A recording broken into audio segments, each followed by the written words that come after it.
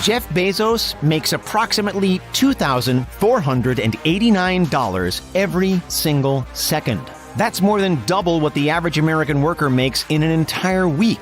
The sheer volume of money flowing into billionaire bank accounts is astronomical. But it's not as simple as stashing wads of $100 bills under the bed. The reality is that unless these billionaires operate tactically, their wealth will sizzle as inflation grows over time. Rather than a swimming pool full of gold, the world's richest diversify amongst stocks, trusts, real estate, business ventures, and of course, a little over-the-top splurging now and then. Try to keep your jealousy in check as we decipher how the financial elite hold, spend, and maximize their money.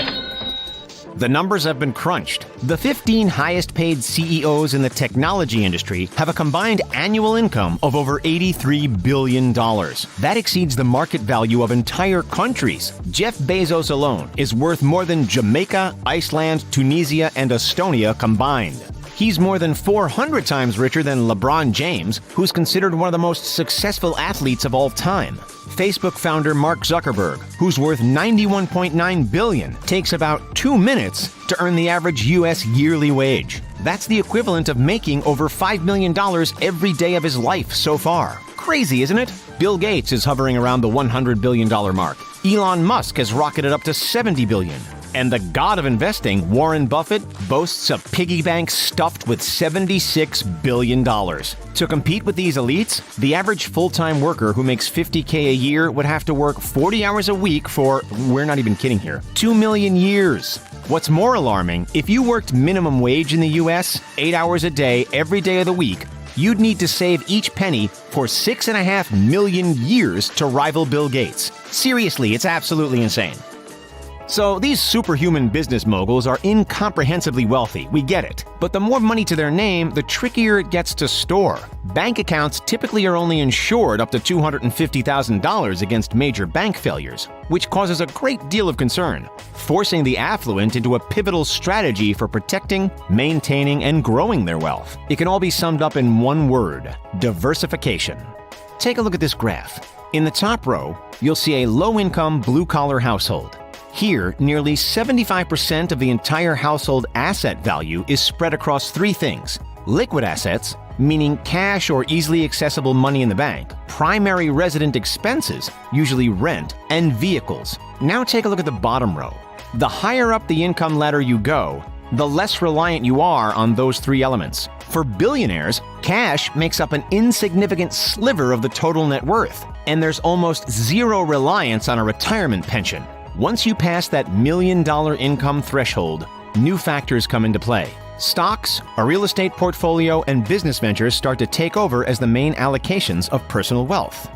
Let's dive a little deeper into these high-level assets then. First off, investing in the stock market. Who else better to be our guinea pig than arguably the most successful investor of all time, Warren Buffett? The Oracle of Omaha was living solely on a salary of $50,000 per year.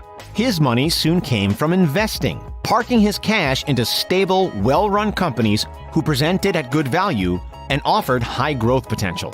Case in point, Coca-Cola.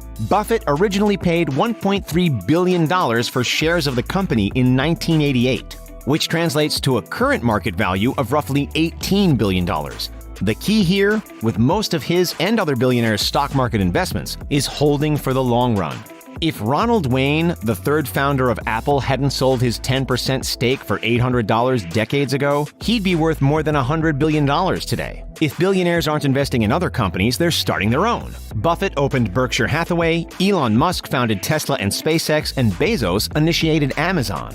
Sometimes, however, the businesses aren't only created, but purchased. Roman Abramovich bought the Chelsea Football Club. Zuckerberg bought Instagram, WhatsApp, and Oculus, and the list goes on. The millionaires get involved in acquisitions too, although sometimes with a little more left-field ideas. Carmen Electra has a line of home stripper poles. Jessica Alba's company sells eco-friendly baby products. Dan Aykroyd founded Crystal Head Vodka, and Akon owns a diamond mine in South Africa. If the cashed-up A-listers still have funds on hand after parking some in stocks or business ventures, then a common storage method is what's known as a trust fund. Trusts allow the person to move their money outside of their estate, which brings two clear benefits: less taxes and more privacy. A billionaire could have trusts set up for particular charities or for each family member. So as you can see, billionaires do not and cannot keep their money in one place. There are certainly no savings accounts out there that hold upwards of $1 billion. Even if the banks allowed it, the clients would be facing enormous inflation risk. Unless they put their cash to work through investments, inflation eats away at it. But if it's all tied up in long-term investments, how do billionaires actually make their day-to-day purchases? Do they carry cash like the rest of us? Or exclusive credit cards? Or does their celebrity status grant them a free pass through life? Let's look at Bill Gates, for example. When the Microsoft co-founder was asked how much cash he carries around in his wallet, he gave a surprising answer: a single, crisp $100 bill. The reason behind this actually makes a lot of sense, and it's all about reputation. Gates has been asked point blank by strangers, "Can I have $1 million?" If he has no cash in his wallet, he's not forced to give away to every Tom, Dick, or Harry who spots him across the street. Depending on the price of the purchase, the opulent could use a debit card from a small checking account, a credit card for more high-end purchases, or wire transfers for when a significant amount of money needs to change hands.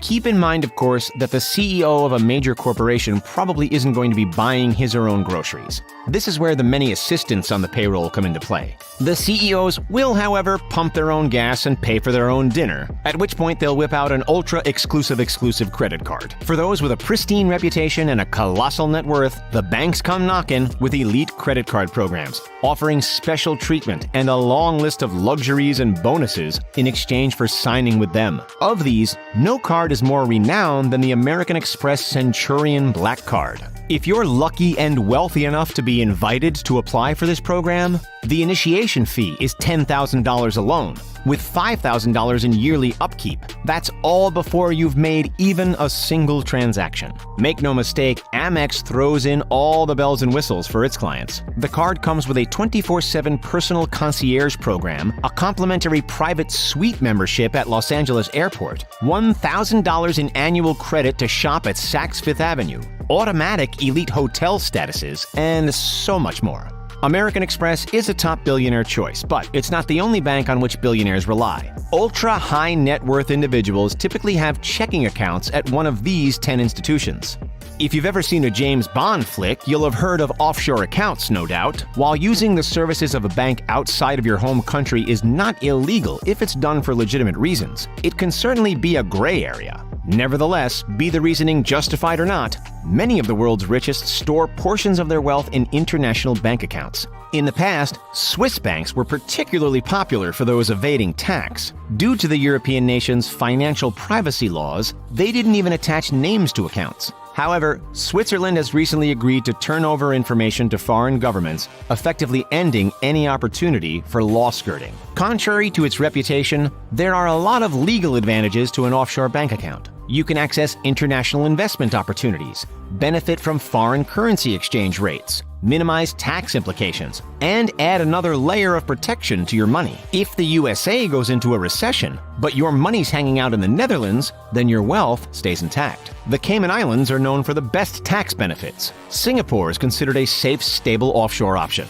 And Switzerland is obviously known for its asset protection and privacy. No matter how much money is put into bank accounts or the stock market or business ventures, there's always risk. That's why the richest men and women in the world, from Kylie Jenner to Rupert Murdoch and everybody in between, decided to hold a large portion of their wealth in real estate. Real estate is considered a comparatively safe investment. That's because the value of brick and mortar is far less volatile and carries less risk than the likes of the stock market. Real estate has shown a steady upward trend over substantial periods of time. It's also much harder to steal a house than a wallet. And let's face it, no celebrity or billionaire would turn down the opportunity for a sprawling penthouse or a beachside mansion. Bill Gates' $120 million Lake Washington home boasts a pool with an underwater music system. Larry Ellison's $200 million Japanese-style property features 10 buildings, a man-made lake, and a koi pond. While Ken Griffin's apartments on Billionaires Row deliver the most sublime views of Central Park imaginable. Mark Zuckerberg's real estate portfolio has climbed up to 10 properties in the U.S. alone, including everything from a modest Palo Alto home to an enormous Hawaiian plantation. As we've seen, the high-earning business people tend to invest the majority of their money. However, that doesn't mean they aren't afraid to splurge a little on the finer things in life. Every year, our billionaires fork out hundreds of millions of dollars on luxury super yachts, private jets, amazing car collections with personal chauffeurs, vacations to the world's most exclusive destinations, high fashion, VIP tickets to every event imaginable, and, admirably, considerable charitable donations. As of 2020, Forbes counted 2,095 billionaires. What's the first thing you'd do if you woke up tomorrow as billionaire number 2096? Let us know in the comments below.